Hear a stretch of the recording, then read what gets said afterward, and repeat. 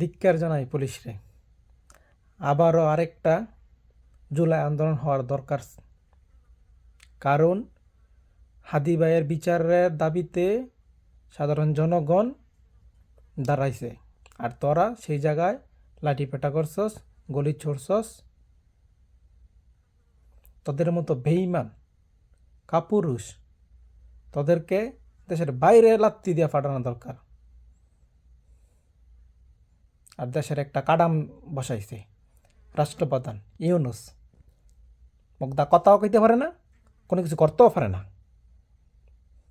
এইটার দাঁড়ানোর চাইতে কলা গাছ দাঁড়ানো বয়া ঠিক আছিল, গদির ভিতরে কলা গাছ বসাইলেও ঠিক আছিল, যে একটু লড়তে পারতো বাতাস গেলে।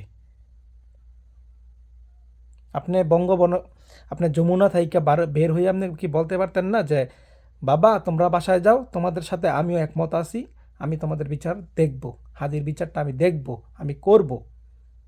উনি আঙ্গুল মুহ দিয়া গিয়া বয়ে রয়েছে।